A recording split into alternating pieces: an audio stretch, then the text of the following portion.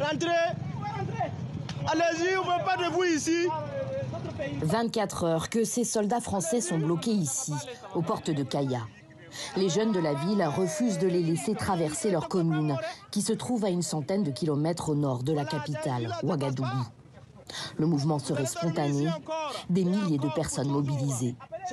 Cet important convoi logistique français doit rejoindre le Niger. Il est parti de Côte d'Ivoire, a déjà été empêché d'avancer à Bobo-Dioulasso, puis Ouagadougou, et maintenant Kaya.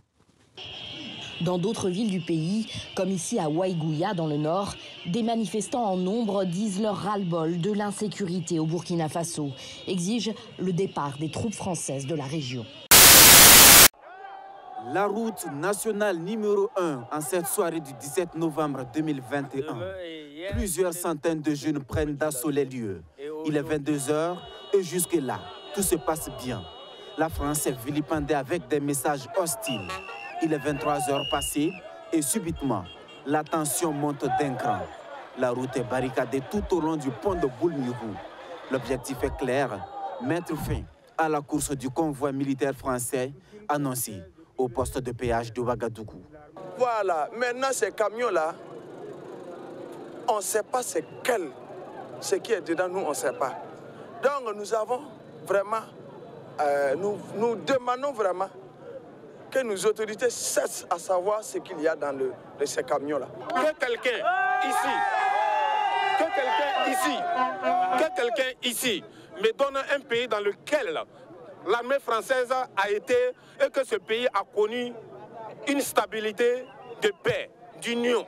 Ce pays n'existe pas. Et aujourd'hui, la France est au Sahel, avec les moyens technologiques les plus puissantes de notre époque actuelle. Mais on n'arrive pas à détecter un terroriste ou des terroristes. La manifestation s'est voulue symbolique également en ce sens que c'est le chef de l'État qui est directement interpellé. Parce que nous savons tous que le Burkina Faso ne fabrique pas d'armes, le Niger ne fabrique pas d'armes, le Mali ne fabrique pas d'armes. Mais s'il y a des armes qui circulent au nord, c'est que c'est celui qui nous a colonisés, qui ont de ces monopoles-là. C'est eux qui peut vraiment nous expliquer pourquoi les armes circulent au nord. Voilà pourquoi nous sommes décidés aujourd'hui de rester debout.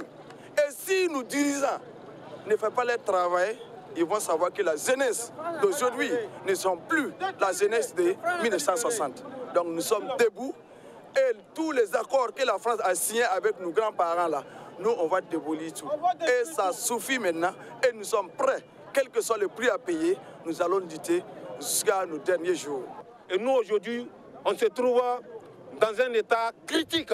Face à cela, on a décidé de prendre notre destin en main et de dire à ces papas qui sont en train de nous gouverner qu'il est temps de rejoindre la voie du peuple. Parce que s'ils refusent de rejoindre la voie du peuple, ils seront traités à la hauteur de la politique en malsaine. Regardez les gaz lacrymogènes qui sont en train de nous lancer. Vous voyez, non? On a barré la voie pour que l'armée française ne passe pas. Vous avez vu, non? Vous avez vu? Ce que nous voulons, c'est simple.